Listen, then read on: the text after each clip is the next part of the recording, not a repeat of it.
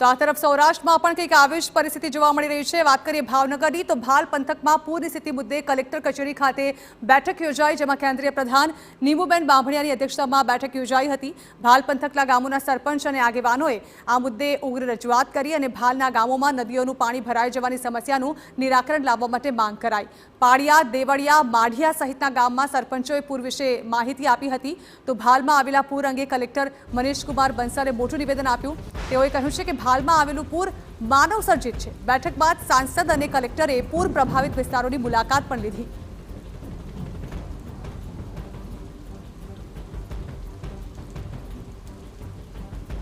માનવ સર્જિત પૂરની વાત છે તો કદાચ આ વાત સાચી પણ લાગે છે, કારણ કે જ્યારે પણ આજથી 20-30-40 વર્ષ પહેલાની વાત કરીએ, એકદમ નેચરલ વહેણ જ્યારે હતો ત્યારે આ પ્રકારની સમસ્યા નહોતી। પરંતુ જ્યારે આપણે ડેવલપમેન્ટ કરીએ છીએ, દાખલા તરીકે કે આ સોલ્ટવાળો પણ એક ઉદ્યોગ છે, એને પણ વિકસાવવો જરૂરી છે, પણ એના જે સાઈડ ઇફેક્ટ થયા છે તો એના આપણે કેવી રીતે દૂર કરી શકીએ, આપણી જવાબદારી છે, આપણે કરી લઈએ।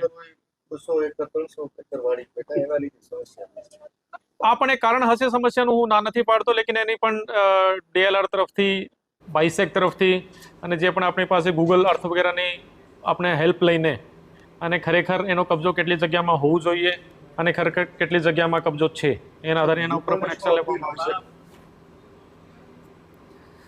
તો હાલ ભાલ પંથકમાં વરસાદની પરિસ્થિતિને કારણે પાણી જ પાણી જોવા મળી રહ્યા છે। આ અંગે બેઠક પણ યોજાઈ હતી। વધુ માહિતી આપવા સંવાદદાતા અજીત ગઢવી અમારી સાથે જોડાઈ રહ્યા છે। અજીત, કલેક્ટરની અધ્યક્ષતામાં એક બેઠક પણ યોજાઈ, જેમાં આ પૂરને માનવ સર્જિત પૂર પણ કહેવામાં આવ્યું। જાણવા માંગે છે શું થયું આ બેઠક દરમિયાન અને હાલ ભાલ પંથકની શું સ્થિતિ છે?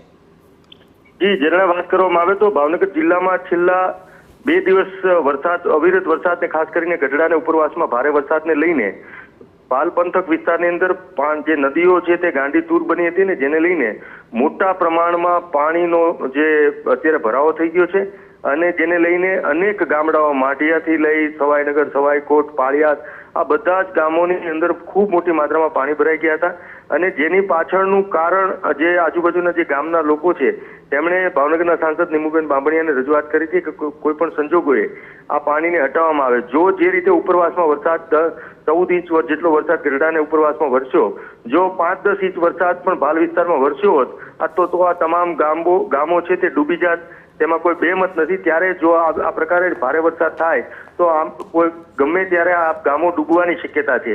અનેકવાર અગાઉ રજૂઆત થઈ ચૂકી છે, ત્યારે તંત્ર દ્વારા જે કામગીરી એ પ્રી મોન્સૂન કામગીરી આ તમામ પ્રકારના જે પાળા હોય, બાંધકામ હોય, મીઠાના અગરના પાળા હોય, જે પણ ગેરકાયદેસર વસ્તુઓ હટાવવી જોઈએ, કારણ કે આ બધું જ પાણી દરિયામાં જાય છે। ત્યારે તંત્રની ક્ષતિ છે તેમાં કોઈ બેમત નથી। તંત્રે જે કામગીરી કરવી જોઈએ, જે પહેલા કરવી જોઈએ તે અત્યારે કરવા નીકળ્યા છે, તેને લીધે આ પાણીનો ભરાવો થયો છે। જે લોકો મીઠાના અગર હોય, બાંધકામ હોય કે પછી સ્ટેટ હાઈવે હોય, જે અવરોધ છે તેને દૂર કરવો જોઈએ, કારણ કે ઉપરવાસમાં જો આટલો વરસાદ થતા આ સ્થિતિ સર્જાય તો આ જ ભાલ વિસ્તારમાં સાથે સાથે વરસાદ હોય તો શું સ્થિતિ સર્જાય તે કહેવું ભારે મુશ્કેલ છે। ત્યારે ભાવનગરના સાંસદ દ્વારા સમગ્ર સમસ્યાને લઈને કલેક્ટર સાથે મીટિંગ યોજાઈ હતી અને જે કોઈ પણ અવરોધો છે, મુશ્કેલી છે તે તાત્કાલિક દૂર કરવી જોઈએ। સ્થળ પર સાંસદ પણ ગયા હતા, અધિકારીઓને લઈને ગયા હતા। ત્યારે મીડિયા સાથેની વાતચીતમાં ભાવનગરના કલેક્ટર મનીષકુમાર બંસલે સ્વીકાર્યું હતું કે આ માનવ સર્જિત પૂર છે। કોઈ 2 પ્રકારની આફત આવી શકે, કુદરતી આફત આવી શકે અને માનવ સર્જિત આફત આવી શકે। જો આમાં ધ્યાન રખાણું હોત, અગાઉ જે મંજૂરીઓ રાજ્ય સરકાર દ્વારા આપવામાં આવી છે તેમાં ધ્યાન રાખવામાં આવ્યું હોત, આજે જે લોકો જે આની અંદર મીઠાના અગર હોય કે કંપની હોય તેમને 50 એકર જમીન આપવામાં આવી હોય અને 100 એકરમાં વાળી લીધી હોય, જે બાંધ કરવામાં આવ્યો હોય, દિવાલો કરવામાં આવી હોય, પાળા કરવામાં આવે તે દૂર કરવાની જવાબદારી સરકારી તંત્રની છે। એ નથી કર્યું, એના માટે આ સ્થિતિ સર્જાણી છે અને ભાવનગરના કલેક્ટર પણ જો સ્વીકારતા હોય, કારણ કે ગઈકાલે આ જ પાણી ભરાવાને લઈને માઢિયા ગામની અંદર એક વ્યક્તિનું મોત થયું છે, તો આ મોતની જવાબદાર કોણ? તંત્ર પણ સ્વીકારી રહ્યું છે કે આ માનવ સર્જિત અકસ્માત સર્જાણો છે, માનવ સર્જિત બનેલી ઘટનાને લઈને આ પાણી ભરાણા છે, તો આ તાત્કાલિક ધોરણે દૂર કરવા જોઈએ। સરકાર, રાજ્ય સરકાર એ પણ આમાં ધ્યાન રાખવું જોઈએ। આ સિવાય ભાવનગરના ધારાસભ્યો, ભાવનગરના સાંસદ થી લઈને તમામ લોકોએ અને અધિકારીઓએ જવાબદારી સાથે મેદાનમાં ઉતરીને, કારણ કે જો યોગ દિવસની મીટિંગ યોજાય, એની કામગીરી થાય અને નારામાં નારી જો બાબતનું ધ્યાન રખાતું હોય તો જે જગ્યાએ 15 થી 20 ગામોની અંદર પાણી ઘૂસી ગયા હોય, ઘરના તમામ લોકો એક ગામમાં 1000 માણસોની, 500 માણસોની વસ્તી હોય, પશુપાલન 1,000 ગામની અંદર ગાયો અને ભેંસોની વસ્તી જી, હોય બિલકુલ, તમામ જી. ડૂબી જાય. હરણ ગઈકાલે 5-7 કાળિયારના મોત થયા છે.